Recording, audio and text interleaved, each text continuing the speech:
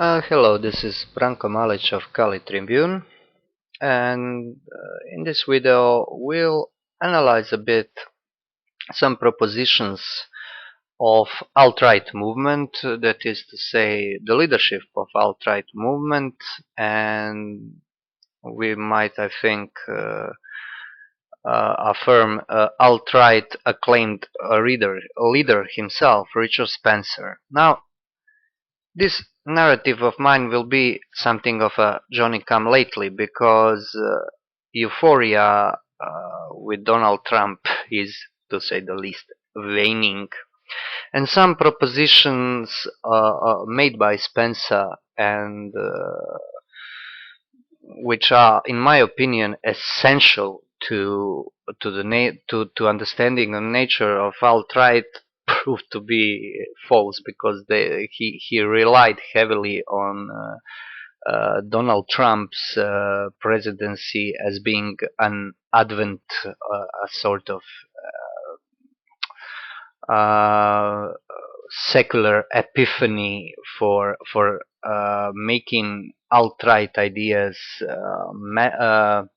massively accepted and realized.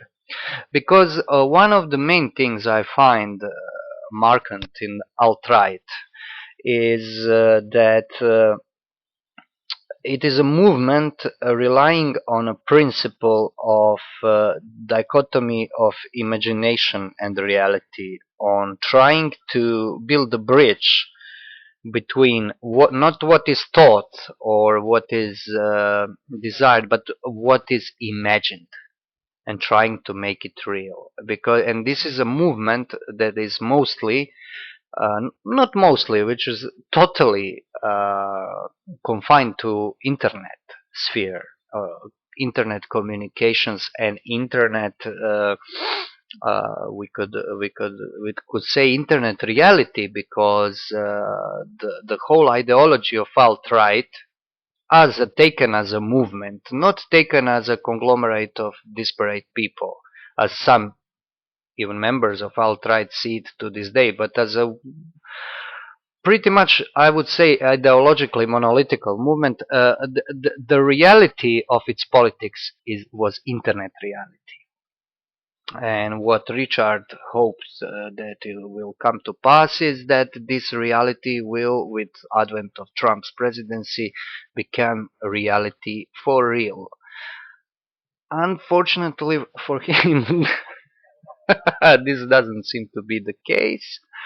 Although maybe we could still be surprised. So I'll analyze some of Spencer's propositions from his, especially from this talk he gave on on October 31, 2015, on MPI conference. Become who we are. The speech is called Political Theology, the term taken, of course, from Carl Schmitt. It's very, very important to note why he uses this term, and Richard is very straightforward about what he thinks, although he likes to put things in some kind of poetic form, but he is pretty explicit, as we shall see, why he uses this term political theology. We won't go through the whole speech. This is transcript, of course. It becomes with some statements which we will quote because they are important. So Richard says, something is happening. The fact that we all come this far, that we come together from around the world, that we left Twitter and gone physical, means that something is happening. Or at least something has happened to us. Now, this is important. They left Twitter and gone physical. I believe he thinks here on making a conference and getting together, because, as I said, the main thing with alt-right is that it is the internet reality trying to become a real reality. And this is not only because alt-right truly is a dissident movement, but because very nature as I'll try to demonstrate somewhat in the following. The very nature of alt-right is such that internet is the most appropriate media for it, and but at some point this media has to be abandoned, and in a way the bridge must be made between this virtual reality and concrete social and by derivation physical reality. Some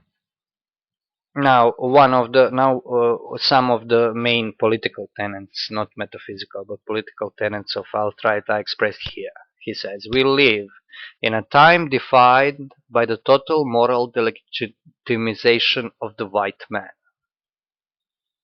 A time when few disagree with the opinion that we who once dominated the world are the cancer of mankind, that we have got to go, and that it will be good when we are gone.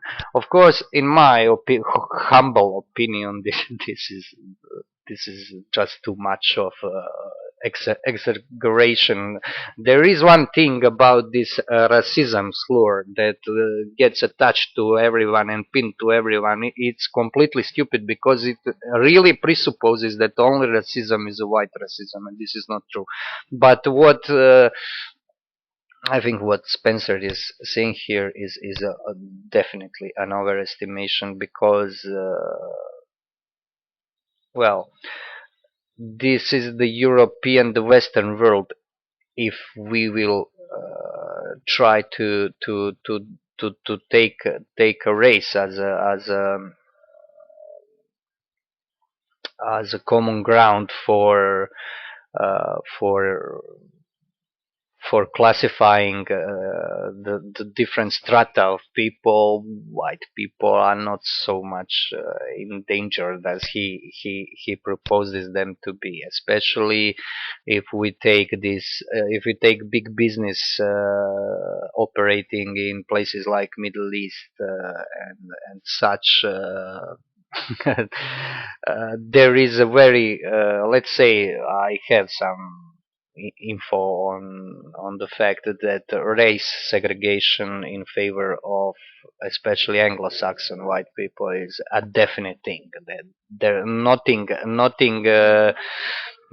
has changed in this respect. Some can say that this is normal, natural. Richard would probably say it is, but he considers the situation to be in fact catastrophic for white people, and that white people are on the verge of extinction. Well, okay, we won't go into that so much. I don't agree with those things, but my disagreement, I would have to express my disagreement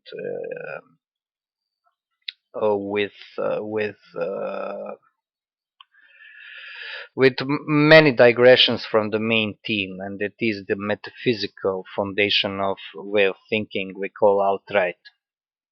So he calls this period the Great Erasure. We are going to be erased. I like hell we are. We will erase ourselves. And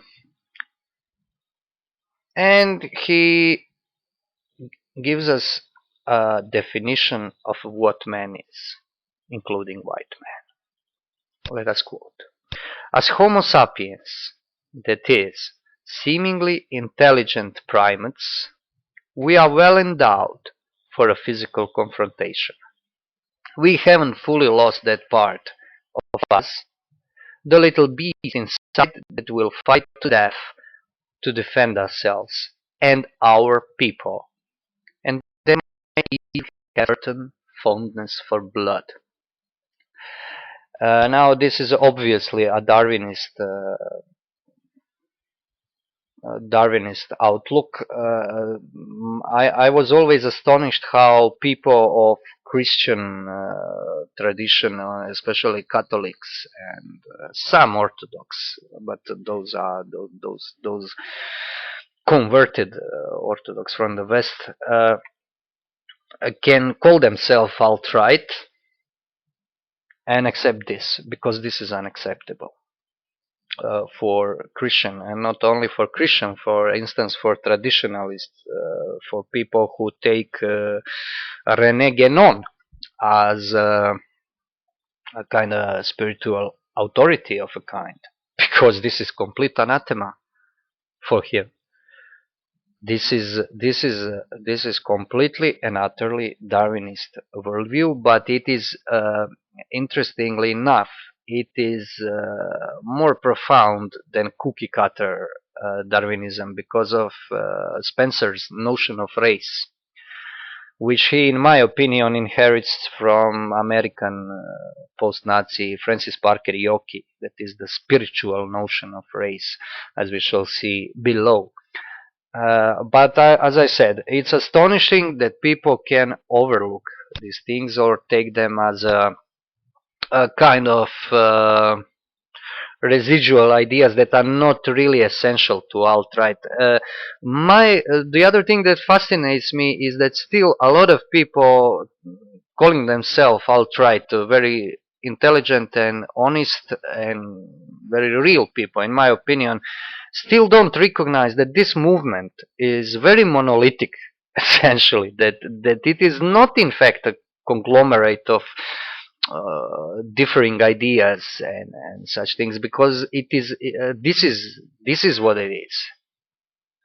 And I'll try to demonstrate this, because just to add one thing, it has acclaimed leader, and I am just quoting the acclaimed leader, and this is what he this is the party line,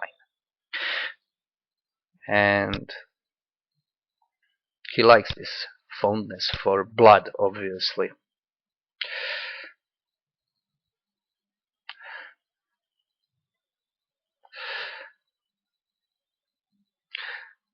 So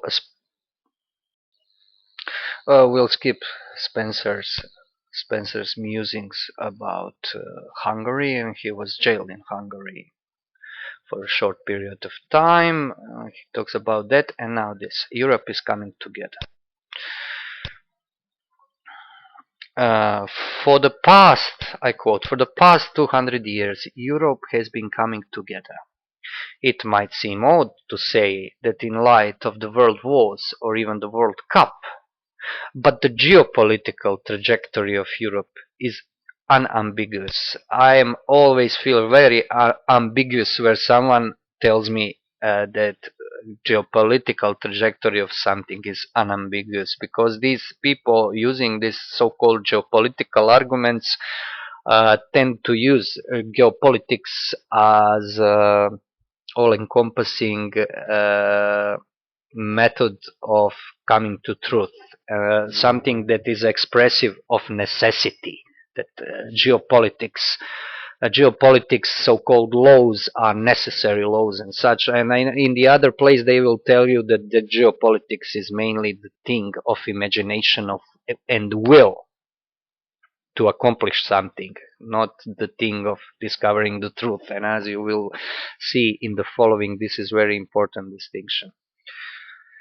The European continent was once a patchwork of competing interlocking principalities and states. It has come to be defined by imperial blocs: Germany, France, Russia, Britain. Dugin would beg to differ, and Dugin is very close to Spencer, and his ex or still wife Nina Kuprianova, very interesting.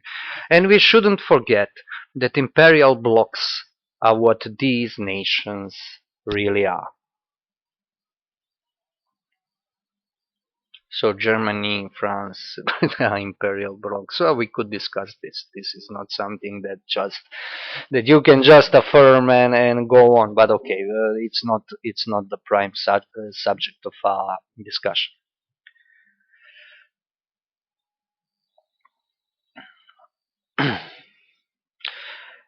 And this unification has a cost. For the homogeneous European man is, in his way, the last man Nietzsche spoke of, the businessman or consumer whose greatest ideal is filling his tummy and cashing a pension check. So, of course, Spencer despises Nietzsche, what Nietzsche called last man. Although Nietzsche haven't been thinking about the last white man, he was talking about last man through the mouth of Zarathustra. And those last men would be people who left the human ability to create in any shape or form, to create a new moral values, but they were not really racially defined. Okay, we'll overlook this. But we must look beyond him, that is last man, or through him, and view that this process, what this process is really leading towards. So Spencer presupposes that there is a process of unification in Europe and with European Union, and what we have now, that it is bringing about last man, Nietzschean last man, the most despicable creature in the world for Nietzsche. And there is some truth to that, because it is trying to make completely controlled, systematized society in which everybody is cushioned into his reality bubble and so on. There is a truth to that. But Spencer thinks that there is an underlying current really pushing this process. We must be brave enough to see a silver lining even in the ongoing immigration and demographic catastrophe. Now this is important. This invasion, I mean like hell it's an invasion, but okay, we'll indulge him, certainly threatens us on the most basic level of biology. But it contains within itself its own reversal, the potential to heighten and intensify our racial awareness. For who are we in the eyes of Ahmed or Yusuf or Halim? This is wrong transcriptions. He says Yusuf in the talk. We are not Italians or Hungarians or Poles or liberals or conservative or Marxists. Little distinction is made by the invaders between those who applauded as thousands of Syrian invaders entered the Frankfurt airport and those who remained silent. In our adversaries' eyes, we are all white men, regardless of how we might want to conceive of ourselves. Now, we'll soon come to political theology. This is what Carl Schmitt called Feindbild. The unification of white race, or in a kind of white nationality, what alt-right wants, necessarily requires the image of an enemy, and necessarily requires to be observed in the pupil of the eye of this enemy. There is no one without the other. And this is why I affirm that nationalism is a nihilistic to the core. I heard different definitions of nationalism, and the only one I can accept is this Spencer's definition. He never gave here. He didn't give here explicit definition, but he is describing what nationalism is. It's a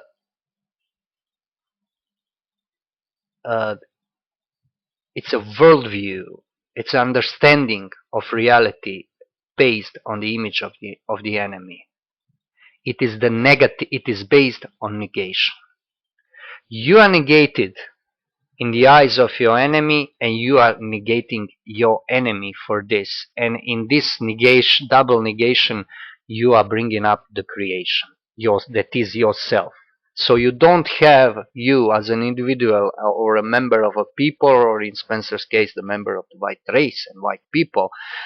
You have no existence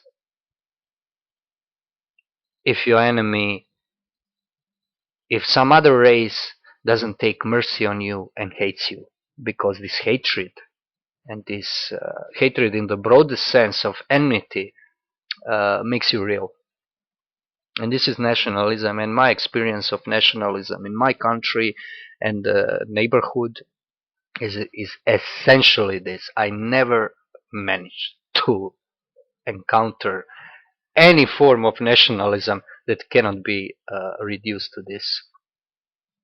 And it is extremely vile, treacherous, and nihilistic standpoint and ideology, and in fact completely modern.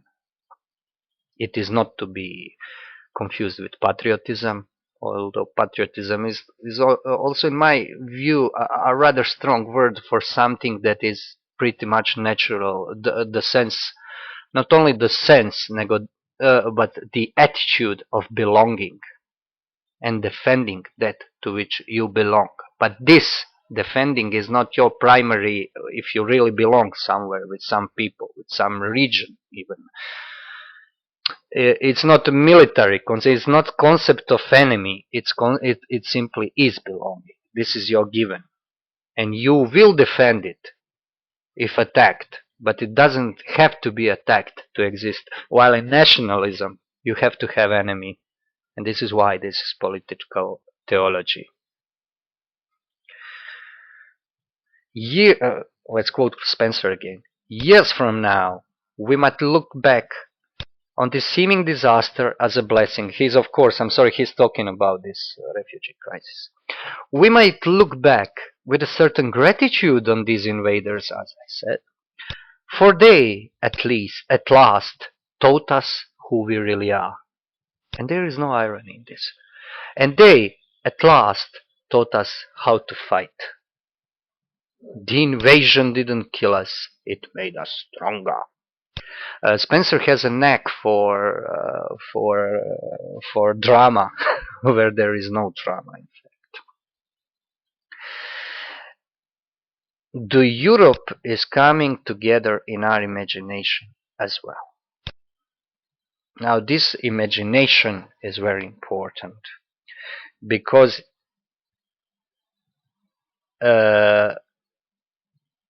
if in anything, alt-right is grounded in imagination. And we'll see what Spencer has to say to this. And this is why the internet is so appropriate mode of its being as a theory and ideology, because it is imaginary, it is based on imagination. To an extent that if, as Richard Spencer says in another speech, they invoked the elder god, that is this guy Pepe, the frog, the kek, to inaugurate the god emperor Trump. And they mean it very seriously. Spencer means it very seriously. Spencer is a serious man. Whatever you might think of him, I don't like him one bit. To an extent, I feel sorry for him because I think he is very much lost. Not so psychologically, but existentially. That he painted himself in a very ugly corner, and I don't think he's essentially a particularly bad man, but he's mentally completely lost. Imagination is important, and the way how this imagination can create, because you see, to be white man in alt-right eyes, in Spencer's eyes at least, you need an enemy. This is not only enemy, you need outer cause. Everything in this ideology is denying the autonomy of human freedom and the autonomy of human reality. And it became an internet which is only seemingly autonomous, because internet is not real. It's a mean of communication as a network with the least substance something can have. And they're trying to, but the internet is great for imagining things, because you are not confined by bonds of non-internet reality. And now, if you want to create this white nation and white race which are not substantial qualifiers, which are not essential qualifiers. Man is not essentially qualified by race. He is qualified by race, is real. And as we will see further, this is not something Spencer thinks. He doesn't think it's real. I do think it's real. I don't think it is. It is the basis of qualifying a hierarchy of good and bad. That's what I don't think. And Spencer does think this. You need to make this imagined reality a reality, something that outright mortal enemies PC Brigade does also. And I used to write about it. I will not go into quoting myself here about these ideas of tolerance in Europe. There was this law that should have been implemented in member states to supposedly protect these endangered groups. And the point is that the essence of this ultimate PC, politically correct law, was that nobody can be defined out of his group. It erased individual personality, individual man. And after all, being a person, unique individual, is a mean to build a bridge to other unique individual, despite the differences that are necessary when we come to human groups. And PC Brigade, which is completely racist, these leftists, social justice warriors, are completely racist because they cannot think out of the groups, of putting people in these predefined groups, of which some should be privileged and some not. These who are supposedly privileged as white people have to be deprivileged, so we can get, not because the SJWs love the blacks, or I don't know, Indians or whoever, but because they are minorities. They want to level everything, to level any kind of differences. So they have to attack the most numerous group, and this is in the end it ends up in the same way. They are imagining these groups, not taking for instance black people as they are, but as they imagine them that they should be, or they should be transformed into, and so on and so forth.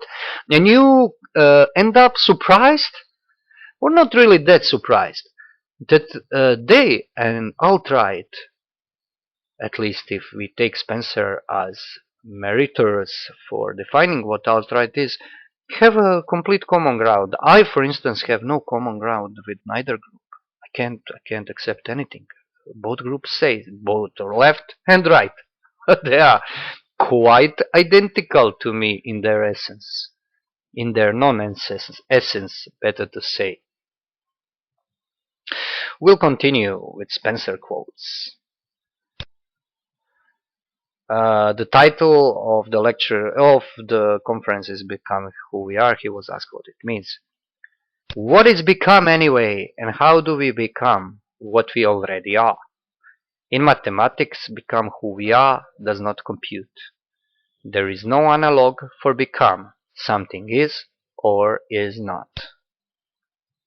Something is or is not only mathematical, Richard. It's a metaphysical principle of logos, of the exclusion, of contradiction. But okay, I know you don't like it.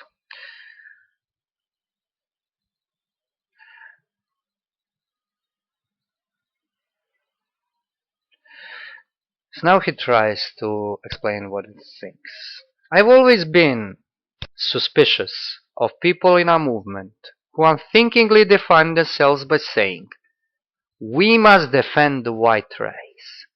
For what exactly are we defending? Are we defending the white race that invented liberalism, that is now passionately dedicated to its demise? Should we defend the white race that built an economy based on processed pink slime, extra value meals, and lottery tickets? Sometimes I get the impression that people in a movement want to save America or the system from itself. Why not let it die? Why not become something greater and more beautiful in its stead? This sense of becoming should be at the heart of our conception of race and Darwinian evolution.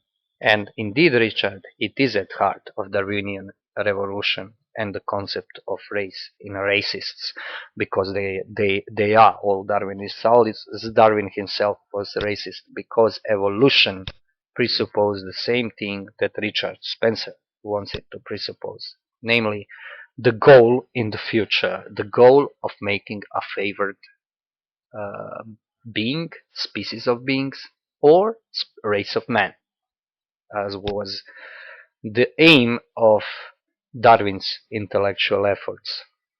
And this is become who we are. Becoming is a recreation or creation of new man, and this is what alt-right is all about. Now we'll try to to to demonstrate a little better what we think by this. This is important. Our enemies have a point when they say that there's never been a pure race, and that what we think of as white is really just a chance accumulation of characteristics brought about by clash of Angles and Saxons, Aryan invasions, and random outbreeding with Neanderthals. Random outbreeding with Neanderthals. Oh, for Christ's sakes. It's telling that the word race is a synonym for a run, or contest, or a campaign, for race is essentially a flux, with no beginning and no end. Let us end here. There is no beginning and no end to race. You know what things has no beginning and no end? God, eternity, soul, spirit. This is spiritualization of race, because for Spencer, race is not a biological given. It's an imaginary given. It's a creation of creative mind from internet in this case, with its memes, with its movement, and with its gods, because alt-right has gods. One of those gods is Keck. And this is becoming. Race is something that is creative. We are reminded of Heraclit, who said that a man never stepped into the same river twice, for the river is always flowing, turning, waxing, and waning, but it is still a river. In other words, there is a being and there is time. This is reference to Heidegger and quite appropriate. There is the type and their history, experience, and most important, will. Who will become. So race is a matter of will, of imagination and will, the ability to create. And this is a little confusing, not little, it's very confusing, because race is a biological given. And what you see here is that somebody like Spencer does not believe in this, not fully. Because race is a given, I will always be of a white race, and I will never be better than I am in this sense. He believes that you can perfect this further. And of course, white man is a becoming animal. So white man is a one that can accomplish this creative race, a race as a creation, race as an absolute, race as a god, and man as a god. That's what this boils down to.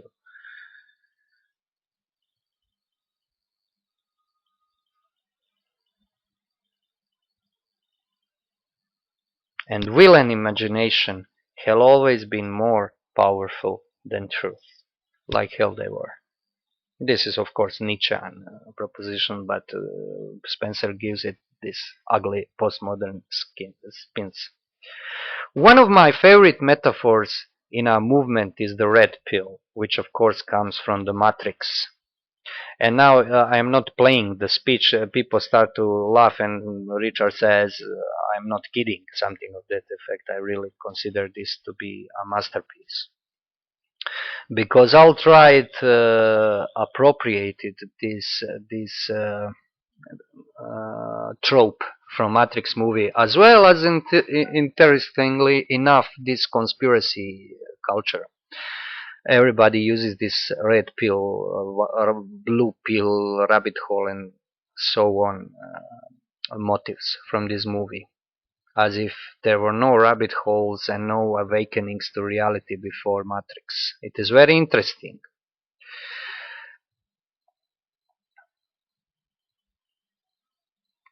Uh, what Spencer wants to say is that you have to be red pilled. In alt-right terminology, this means to be awakened to the reality of your race being endangered. While in conspiracy theory world, it means that waking up to reality that some kind of secret cabal is running the world and is going to get you and your freedoms. Interestingly enough, same symbol, same movie, same time. Very interesting, and something we'll devote some time to on Kali Tribune, but I will now suspend my judgments about these things. Millions of white people around the world are being red-pilled as I speak. They shall know the truth, but the truth might not set them free, for the truth never set anyone free. Truth never set anyone free. Now, for you alt-right Christians, alt-right Genonists, cut the crap and walk. I'm not some kind of purist or so on. I can hang out with demonologists if need be, but you can tell me that this is traditionalism. Because for instance, traditionalism, let's say in Genonian sense, although I don't like this term traditionalism, but way of thinking, metaphysical way of thinking, real theological way of thinking cannot accept this. Truth does set you free, not action, not political action, not war. The truth sets you free because it lays you open to an action of one who created you and who is above you, and not only him, but everything that is above you, and there is a lot of things above us. Somebody like Richard Spencer doesn't believe in this, because he's completely modern, come postmodern ideologue.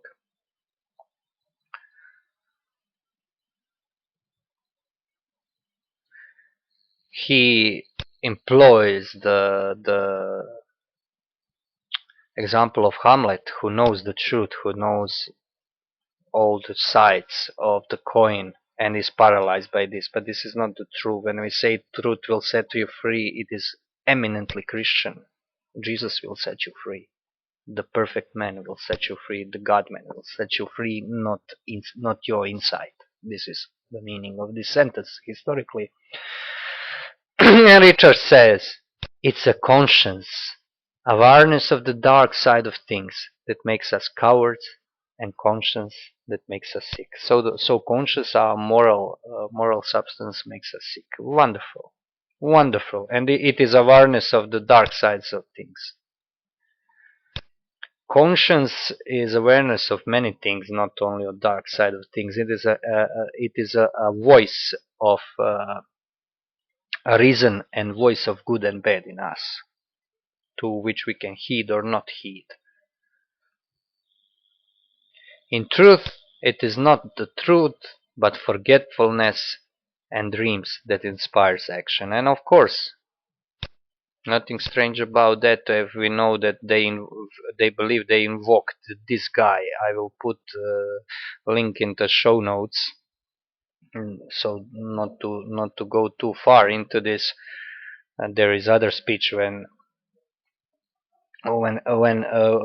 Trump was inaugurated, and in Spencer's speech commemorating the event, the occasion, he says, the moment when we knew Keck had smiled upon us that meme magic was real, and through these terms I used half jokingly, they represent something truly important, the victory of will.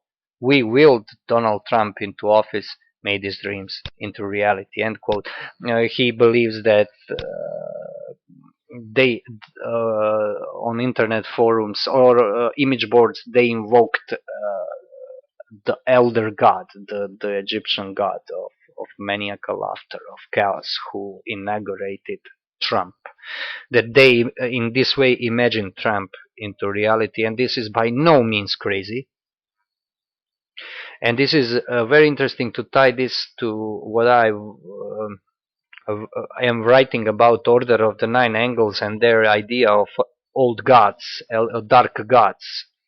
Something to which I think Spencer often makes references even. And because in alt-right, among other things, in alt-right movement, one prominent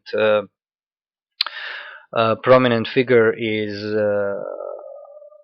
H.P. Lovecraft and his idea of dark gods, and he's for some reasons observed as somebody who had, through his wild imagination, an access to this subterranean, sub-physical realm where these entities abode. And Keck was widely considered by many young alt-writers to be just that, one of those gods who was invoked by imagination, chaotic imagination of many aficionados of alt-right. So I take this very seriously, and I think Spencer takes it very seriously. So this was those dreams, confused dreams that inspire action. And says Spencer further on, this is what I mean by political theology.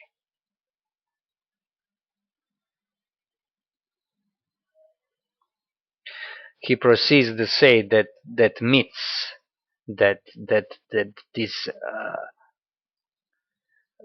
the imaginations provoke the will to action, not intelligence, but those imaginations, and that this is political theology. But I think that real essence of political theology is a faint build, the image of an enemy, and being the image in a pupil of enemy's eye.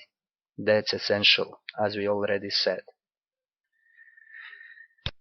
But it is this mythic realm that secretly lies beneath all political discourse, that informs action, that defines what's possible and what's not. And it is on that subterranean mythic level that we must operate. And indeed they did operate. And for instance, for this, the role of alt-right in the election of Trump was really subterranean, or in the bowels of internet, on polls and chance, and especially this thing, chaos magic idea that they invoked God to help Trump, is very much working on subterranean mythic level of sub-physics, of sub-psychology, sub-mental, acausal. And I do implore anybody interested into this to check out my article, Hell Comes to Frogtown, about this Keck business and supposed invocation of God via message boards. And my work on Order of the Nine Angles could interest you also. But let us bring this to the conclusion with reading Richard Spencer's conclusion. What they need, says Richard Spencer, is collective salvation. Now, what is this?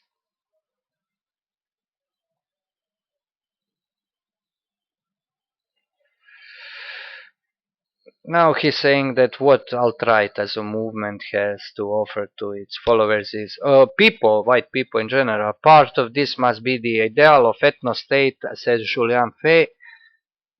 From Lisbon to Vladivostok, this is something that Alexander Dugin finds very appealing. This is idea, I think it's better to say from Dublin to Vladivostok, national Bolshevik idea of Berlin-Moscow axis, and great Eurasian imperium, which is very close to other idea of imperium, unqualified imperium of Francis Parker Yockey and National Bolshevik imperium of Jean Tirard, and is in fact a dream to reimagine the outcome of the Second World War, in which Nazis have won, in my opinion.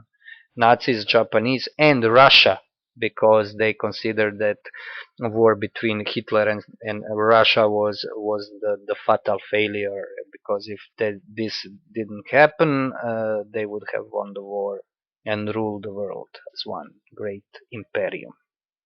But that's the other story completely. I'm just pointing out some of implications.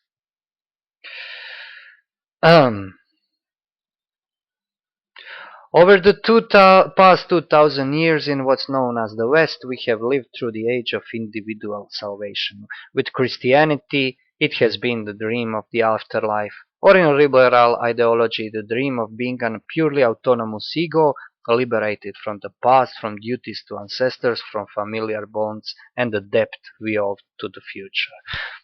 So, of course, Christianity is an enemy in individual salvation, that is personal salvation, because, as I said, person don't need enemy to be existent, but this non-person, like Richard Spencer, does need collective to sink himself into, but does not have a people, because Mr. Spencer, Richard, I don't call you Mr. I am a few years older than you. What Christianity is a container of the world. It is the ship that preserved the tradition of ancient times and of Middle Ages. If it weren't for Christianity, who knows what would have come to pass. And we Christians, especially in Eastern Europe, we have a very strong sense of belonging to our peoples and to our lands. And this belonging is given to us through Christianity.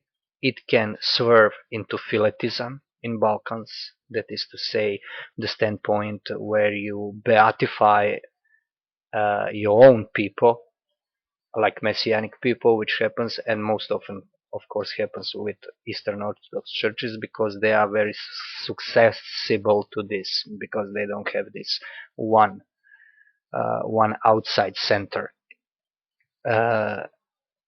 With I don't care what fancy theological explanation they give. These are the facts with which I live, and this is what comes to pass. And it's tragic, and I'm very sorry about this, because I'm not inherently hostile towards Orthodoxy, but both strains of Christianity, both lungs of the church here, still linger to this tie of man and the land, and man with the continuity of life of his past. And we don't need your fucking pagan, idiotic, postmodern, hipster crap to conserve what we already have.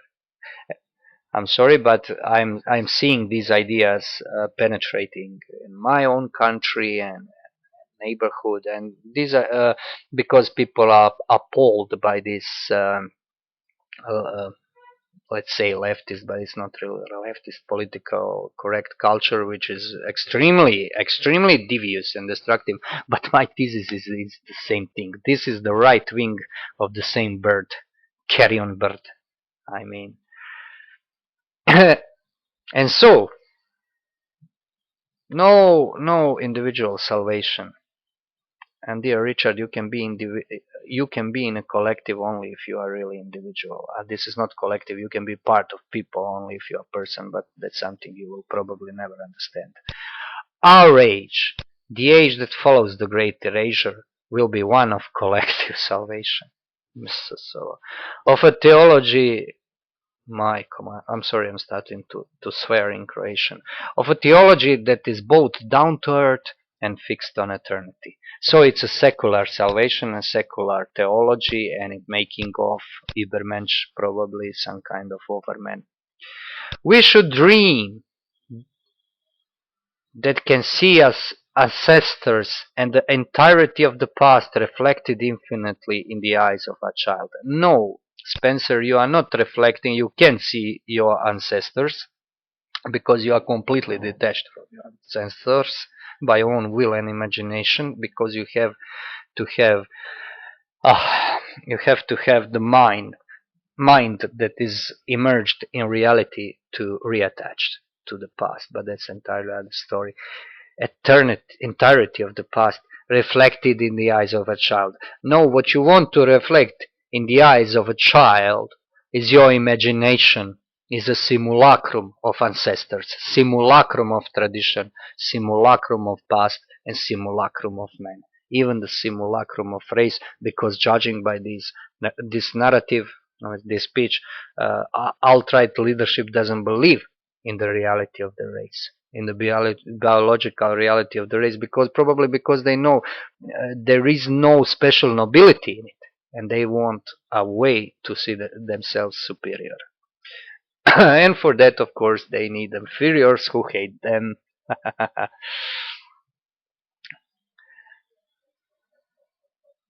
That we can see the whole story of our race are the visions and trials and defeats building to the moment of salvation in this world, and not another. There's no secular salvation. One day we will become people. He has this knack for pathos, pretty much not of good taste. So this is it, and I consider this to be mainly what alt-right is all about. A very monolithic ideology of metaphysical Darwinism, updated Darwinism that is not really biological, that is rather metaphysical, magical, and it is political theology. Of course, I am a little Johnny Come Lately here because I think that I overestimated the influence the alt-right will have in the future. I think they also overestimated the future influence. We'll see about that. But this is one of these contemporary ideologies going around, which is very influential and which appeals to many people, some of whom I know and like. It's completely nihilistic, and what is most important, it is very, very strangely similar to what it hates. That is this kind of like leftist, deconstructionist, postmodern chaos. What will come of it, we cannot predict yet, and I don't like predictions anyhow. So we'll conclude here. This was Branko Malic for Kali Tribune. Hope you liked this video. We have many other things on the menu in following weeks, so stay tuned and thank you for your attention.